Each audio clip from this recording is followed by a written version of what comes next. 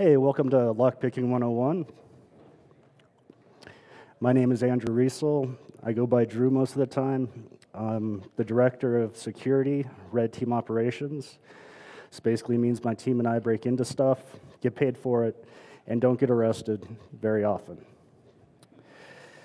I lockpick as a hobby, a sport, for work, and do it because I love to get into things I'm not supposed to get into. I'll try to cover the basics of lockpicking today, which includes what a pin tumbler lock is and how to identify one, the reasons we can pick locks in the first place, my opinion on a starting set of lockpicks, general types of picks and their usage, different ways to tension a lock, and then just some general tips and tricks I've learned. So a pin tumbler lock is probably the most common lock you'll encounter in America. These are found on front doors, padlocks, safes, lock boxes, mailboxes, etc. If the key has a flat bottom and teeth on the top, it's most likely a pin tumbler lock.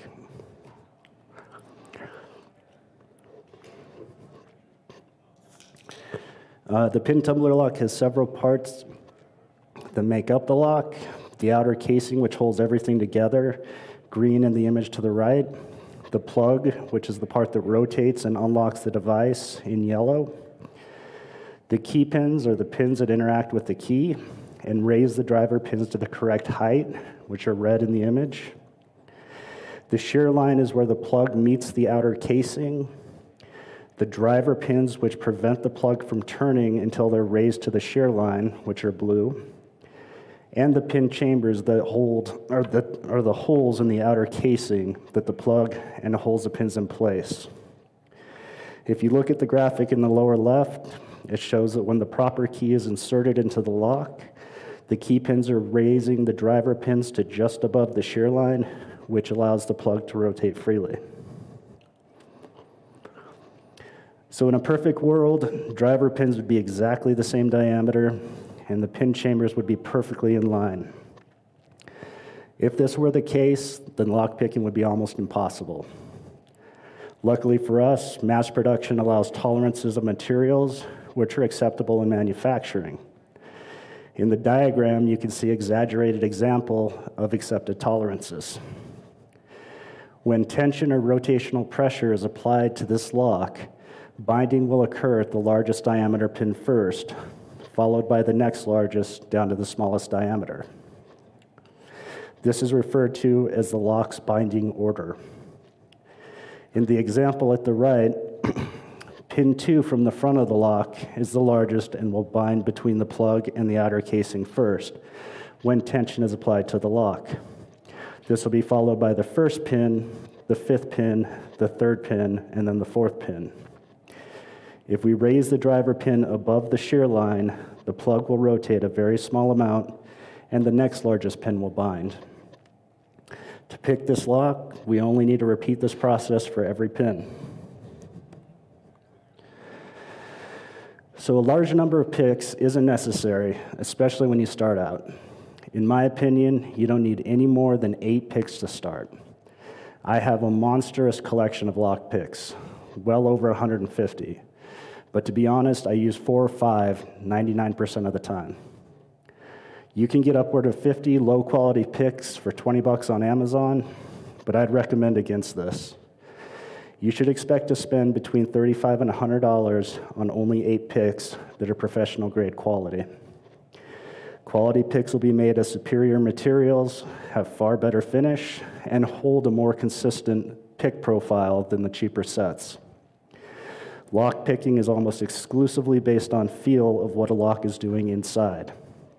Better picks are going to allow you to feel what's going on inside the lock much better. My recommendation for a starter set would be, for single pin picking, a short hook, a deeper hook, a curve reach hybrid, a diamond, and a gem pick. And for raking, rocking, and scrubbing locks, I'd recommend a Bogota, a snake rake, and a city rake. These picks get their name from profile of the pick itself and or the curvature of the pick. So it's really important to hold a pick in a way that you'll receive feedback from the lock. A few recommended holds are shown in the slide. Lock picking is a delicate process most of the time. To set a pin, it can take less than a millimeter of motion. If picks are held too tightly or if you're using a fist, it's much more difficult to feel what's going on inside that lock. Tensioning a lock is accomplished by inserting a tension wrench into the keyway and adding torque to the plug. When picking, use light tension to begin with. If you can't feel any binding pins, then increase the tension a little bit until you feel a pin bind. If all the pins feel like they're binding, then release a little bit of the pressure until you can feel just one or two pins bind. If the part of your finger pushing on the tension wrench is turning white, you're probably applying too much pressure. So I've mentioned a few different techniques of lock picking, such as single pin picking, raking, rocking, and scrubbing. I'll try to clarify here what each of these are in the upcoming slides. Single pin picking is a process of finding the binding pin, raising it to the proper level above the shear line, and moving on to the next binding pin. The process is repeated until all binding pins are at the shear line and the plug rotates.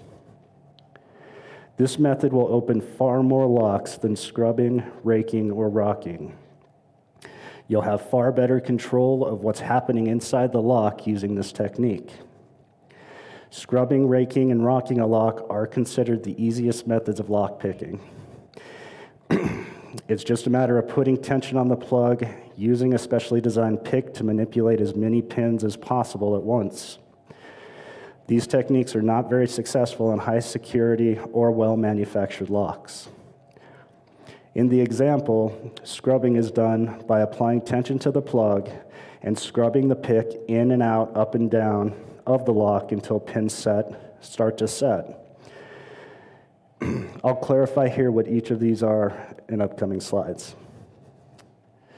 Hooks, which include deep hooks, hybrid reach, short hooks, and gem picks, are primarily used for single pin picking. Hooks are used by applying tension to the plug, inserting the pick into the lock, and feeling for that binding pin. The binding pin will have more resistance than the other pins and feels more like a metal-on-metal rubbing. Once the binding pin is found, the key pin is raised until the driver pin is set immediately above the shear line. Once this is accomplished, the next binding pin will be found and the process repeats for as many pins as there are in the lock. So what do the pins feel like at each stage? A non-binding pin that is not set will feel a little bit springy. There'll be obvious downward force pushing on that pin. A binding pin will feel like metal-on-metal friction and have a little bit more resistance. A pin that is already set will have no added downward force. It won't feel springy at all. You'll only feel the weight of the key pin and gravity. The half diamond pick, named due to the appearance of the head of the pick, can be used to single pick or can be used to rake or scrub a lock. In this example, we're seeing the half diamond being used as a single pin pick. The half diamond is inserted into the lock and each pin is touched to find the binding pin. Once located, the pin is raised until the driver pin is just above the shear line. And again, at that point, the next binding pin is located and raised. The Bogota pick is primarily used to rake a lock. Raking a lock is all about moving multiple pins at once and applying tension to the plug. A rake-type pick is inserted into the lock and moved in and out, up and down in the keyway until the lock opens. If the lock doesn't open in a minute or two, release all the tension on the plug and try again. Other common picks that can be used for raking are the snake rake and the city rake. Rocking a lock is done by inserting the pick, a city rake in this example, all the way into the lock and moving the pick up and down, rocking it on an imaginary fulcrum point. Forward and backward movement is also applied to the pick in order to hit the higher and low sections of the pick.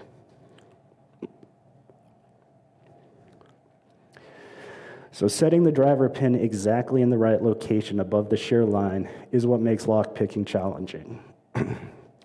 If you raise the key pin too high, you'll end up oversetting the pin.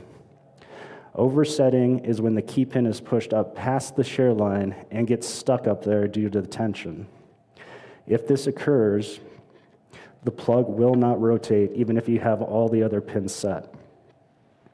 It's difficult to recover from oversetting and sometimes easier just to start over again. A recovery method that's worked for me is to very slowly release tension on the lock until you hear or feel the overset pin drop. You might drop more than one pin that was overset, but you might get lucky and only drop that one.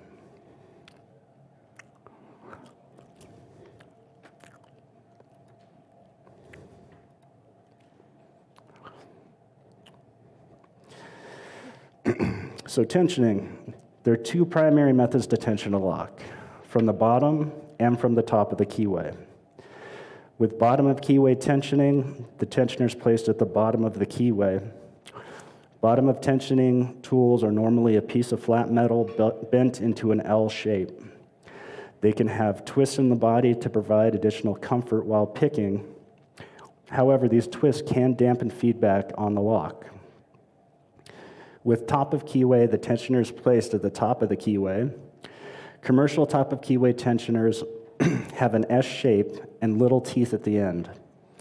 These can have a longer side that helps you get into keyways that sit much deeper in the housing, and a short side for normal keyways that are flush with the housing. A lot of pickers add shrink wrap to the handles of top of keyway tensioners for comfort. Two of mine in the lower left show this. These additions, again, are more comfortable, but they can dampen feedback from the lock.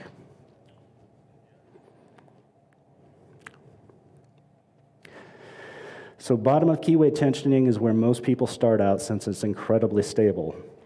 The end of the L shape that's inserted into the keyway can be very long since it doesn't interfere with any of the pins above it. The tensioner itself can also provide a nice bottom platform that you can slide picks on. This platform is useful in raking and scrubbing locks.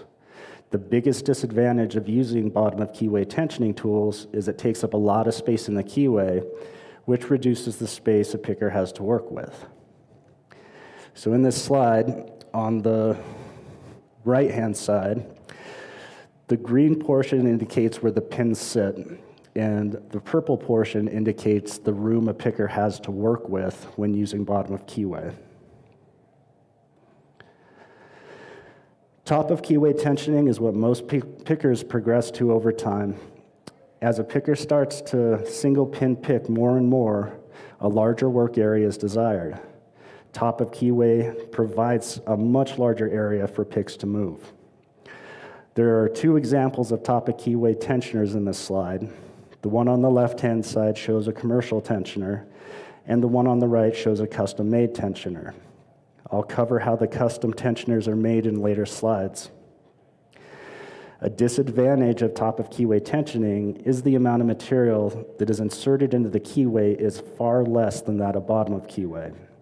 This length is restricted by the first pin in a lock. This can cause the tensioner to slip out of the keyway much, much easier. So on the left side with the green, that's the commercial top of keyway tensioner.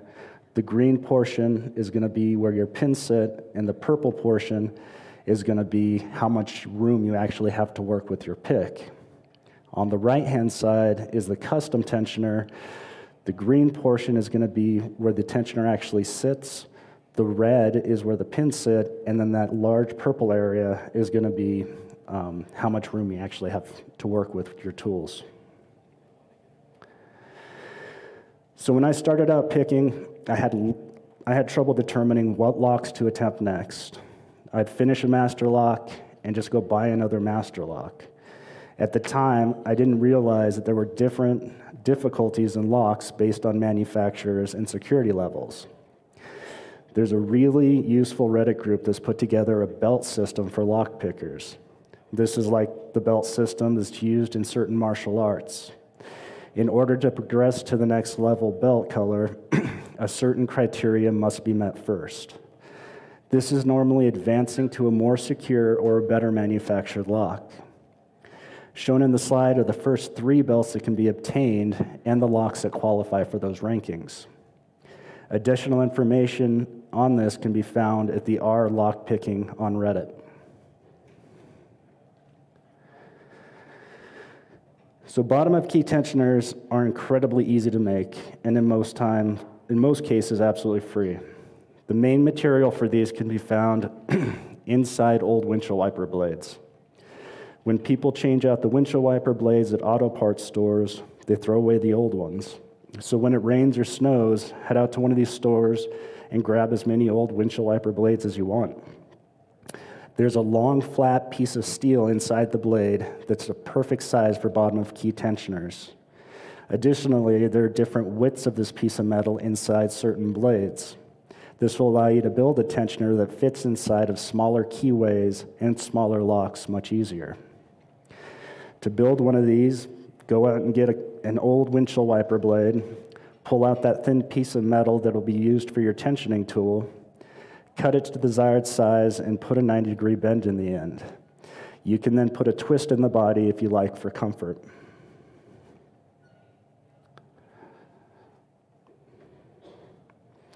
So top of keyway tensioners are also fairly easy to make. The difference is the material will need to be purchased. I make my top of keyway tensioners out of music wire that I get off of Amazon.com. I've included the link at the end of this presentation if you're interested. Once you have the music wire, bend the tip 90 degrees before you cut it. Since the tip of a top of keyway is much shorter than that of bottom of keyway, it's easier to bend first and then cut. You want it long enough to tension the lock, but not so long that it touches the first pin inside the lock. Cut the handle to the desired size after that, and file the tip until it fits snugly into the top of the keyway. The tighter the fit, the more control you'll have over the plug. Come find me in the lockpicking village if I'm out there, if you'd like to try one of these top of keyway tensioners out. So lock picks are mass-produced and have little bits of metal still attached to them from the stamping process. The finish on these picks are not always the best and can feel rough inside of a lock. If you polish a pick, you'll be able to feel what's happening inside of a lock much better. To do this, grab some sandpaper. I usually start with 500 grit and work my way up to 1,000 grit. Sand the sides, the top, the bottom of the pick until it is smooth to the touch. Make sure you don't change the profile of the pick tip. I'll then use a Flitz metal polish after this process to put a mirror finish on the tool. Remember, you're only doing this to remove leftover material from the manufacturing process and to give the pick a nicer feel. You're not really wanting to remove the metal of the pick itself. So practice locks are great to see what's going on inside of a lock. This will help you identify how far the distance between pins are and what it looks like when the key pin is raised, as well as when the driver pin is set. Remember, lockpicking is based on feel, not sight. So if you decide to get one of these locks, be careful that you don't become dependent on picking visually. There are 2 types of practice locks that I'm familiar with. The clear acrylic locks that allow you to see through the entire body, and the cutaway type that has a window cut out of a real lock. Because cutaway locks are made from real locks, they can be useful in learning the feel of how lockpicking works. The acrylic locks tend to feel much different than a real lock, in my opinion. Another option is to create a practice lock on your own, excuse me, by gutting the lock and repinning it with just a few pins at a time. This is called progressive pinning. By doing this, you'll get the feel of where each pin is and what it's like when a pin is set to the correct height. An additional benefit to this method is that it gives you a real in-depth knowledge of how locks work and how to pin them. So over time, locks get all kinds of garbage in the keyway. This can gum up the pins and the plugs, making it more difficult to feel what's going on in there. Whenever I pick a lock, I hit it with something called Houdini lock lube if I have it. It cleans out the junk in a lock and lubricates the moving parts without gumming up the inside like other lubes can. Another option is to use dry graphite spray. It doesn't clean out the lock, but it does provide a good lubricant. Try to avoid stuff like 3-in-1 oils and WD-40 to lube a lock. They'll do a job in a pinch, but over time tend to gum up the insides and make everything feel pretty sticky. So you can get locks from all over the place. You can buy them at hardware stores, buy special ones off the internet, or even trade locks on lock-picking forums. If you live near a truck stop, people cut locks off their trailers all the time, and they just leave it on the ground. These things are perfectly pickable. You don't need the shackle portion to be intact to practice with it. A place I use frequently is the Habitat for Humanity. They can't sell locks that don't have keys, so they take the locks off and sell them for scrap metal. If you offer to buy them at scrap metal prices or a little above, they tend to go for that sale. I can normally get a 5-gallon bucket full of locks for about 20 bucks. These are some of the sites I borrowed images from and gifts for this presentation. I would highly recommend reading the book or PDF, Lockpicking, Detailed Overkill by M. Gibson. It's downloadable all over the place from a lot of areas for free. A few channels I watch regularly on YouTube are The Lockpicking Lawyer, The Helpful Lockpicker, and Bosnian Bill. If I get stuck on a specific lock, most likely one of these guys will have suggestions on how to defeat it. The link for the music wire that I use for my top of keyway tensioner is at the bottom right. The QR code on the right will link directly to the page I use. Just ignore the C2 agent install and select yes when prompted. So I hope you enjoyed this presentation and are leaving with something new. If you have any questions or comments that you'd like to share with me, feel free to email me at drew@red-team.fun. Anybody have any questions? Yes. Yes, the slide deck will be made available. All right. Thank you so much, guys.